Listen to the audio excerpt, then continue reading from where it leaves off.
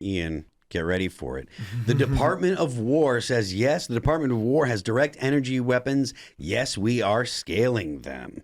All right. From the New York Post, the U.S. used powerful mystery weapon that brought Venezuelan soldiers to their knees during Maduro raid. Witnesses account.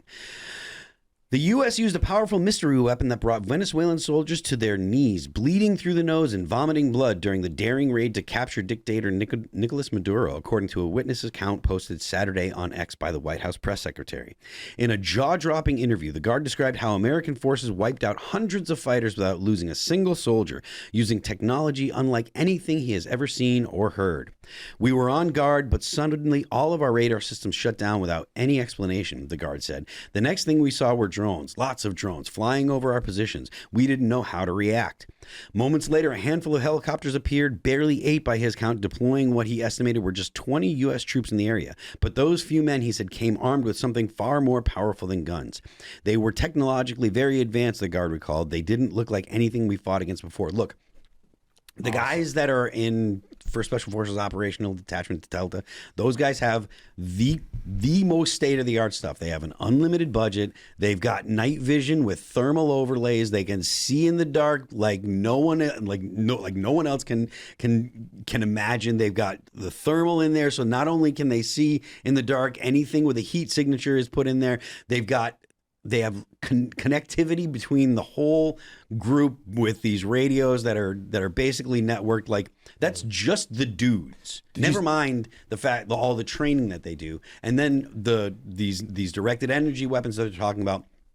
These kind of things are basically, they just debilitate you. I guess they've been tested on like crowd control. And it will just it makes people very uncomfortable. It feels like they're burning. But apparently the technology has advanced to the point where they can shoot them with these weapons, and it'll make people vomit and make people's nose bleed and make you effectually totally incapacitated. Yep. Yeah, they have videos of this. They'll have like the manliest men from the army or whatever standing out in the field, and all of a sudden like they'll walk into the field and they can't walk any further because they have like a space, weapon that's shooting down, beaming down on them. And yeah, it sounds like they're getting better.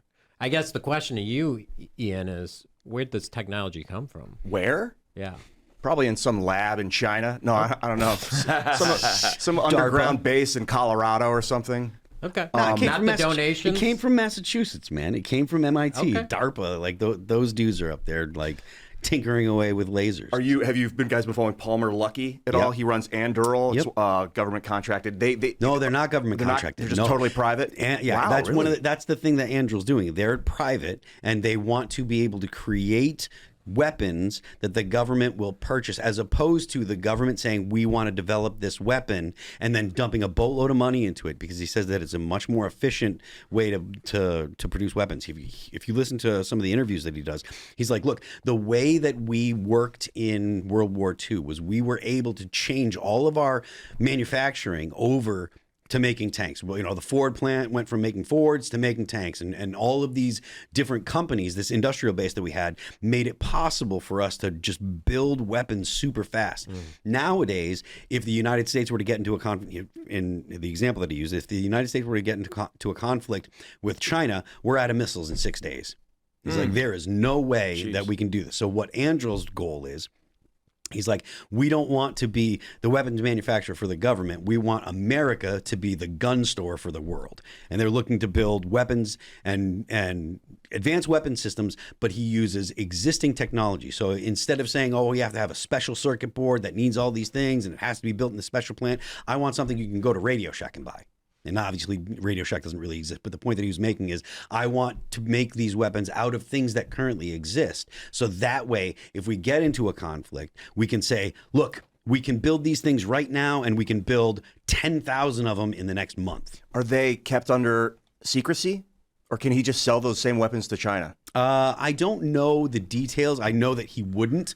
Palmer Luckey's very, very adamant about being an American guy and not. That's part of what Anduril's mission. The next CEO is what concerns me. Whoever owns Anduril next. I don't know that. I mean, fair enough. I suppose that could be an issue, but when it comes to the mission statement of Andrew, like his point is, I want to supply the U.S. government with the ability to defend the American. So I brought him up because along with other cool tech you're talking about, he said that now the troops are networked with their head visors. So if you see an enemy through over there, now all of a sudden he shows up on my screen and I can see him. That's Eagle Eye, and it hasn't been deployed. The stuff that I'm talking about is it's night vision stuff that's been around for a little while and thermal stuff that's been around for a little while. It's just that the ability to integrate the two is kind of and if it is deployed, they'll tell us it hasn't been deployed until it's really they find out. Well, if Palmer Luckey actually has sold that to the government, I don't think he would have been on Joe Rogan talking about it.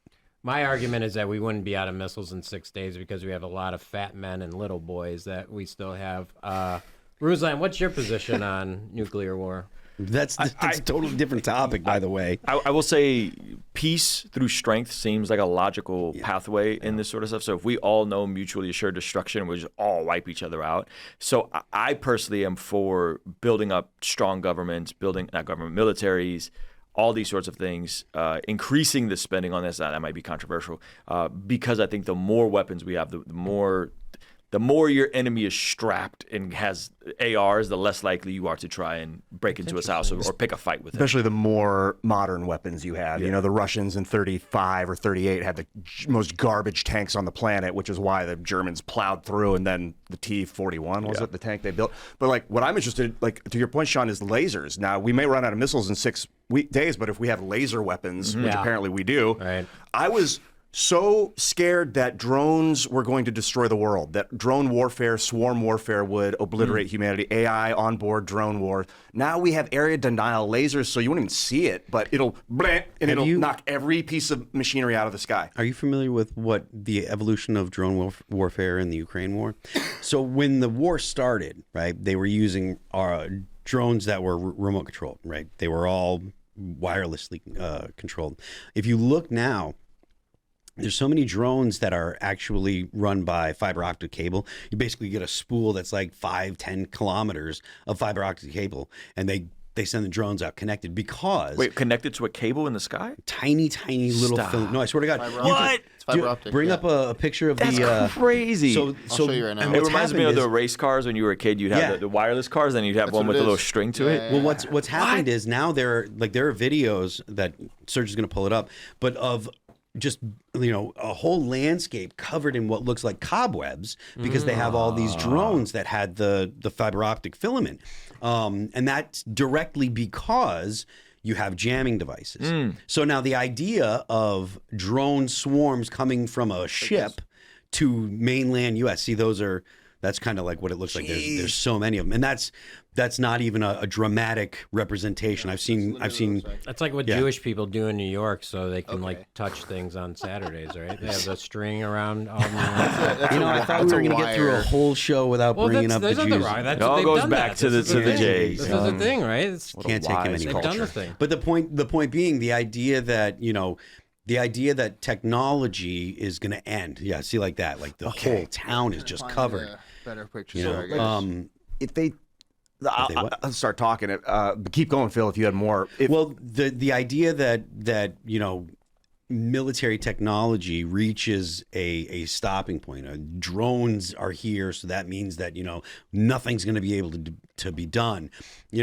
People thought the same thing with nuclear weapons. Nuclear weapons are here. There's never going to be another war again because it's too dangerous. Well, we just actually aren't using them, and there's still conventional war that goes on. Yeah. Are these drones that are attached to wires? They're more resistant to area denial, is what? They're the fiber optic cable is actually where the controls come from. So you can't jam them because what was happening is you could see pictures and videos of dudes with these big old backpacks with a bunch of antennas on them. They're out at the front, and those are jammers, so that way the drones couldn't receive signals from the base. The laser weaponry they're talking about actually fries the machinery. It'll hit the thing. It'll like the Navy was working on about 10 or 15 years ago on destroyers. I'm picturing like drones coming out of an aircraft carrier, literally in the air, like a real aircraft carrier. It'd be another type of aircraft carrier, but it's in the air. And then it deploys the drones. They come out all with tethers, I guess, attached, maybe. Well, but then they might get tangled. The tethers would have to be able to go through each other. It'd have to be a material that could pass through itself. that kind of idea, I don't think that that's practical personally, just because of the fact that like if you have like a mothership, that's a vulnerability. You know, a missile would take that down, or interceptors. You got the F-22 is an extremely capable interceptor, So and maybe high orbital motherships. Well, again, I mean, it's possible, I assume, but at this point, getting that kind of weaponry into the air is difficult. And look, man, an F-15 shot a missile and took out this is in the 80s, shot a missile into space and took out a satellite. So even being in low Earth orbit, high enough to be in orbit, but low enough where you could actually get something from orbit to the ground without burning up. Like we have those spikes. We have those spikes. Rods from God are not real. Tungsten spikes are not real. They're not? No, I've seen them. No, I'm curious. I googled them before. Okay. We actually had this If conversation. it's not on Google, then it can't exist. So Thanks for checking out this clip from Timcast IRL. Make sure to watch the show live Monday through Friday at 8 p.m. Subscribe to this channel, and we will see you all there.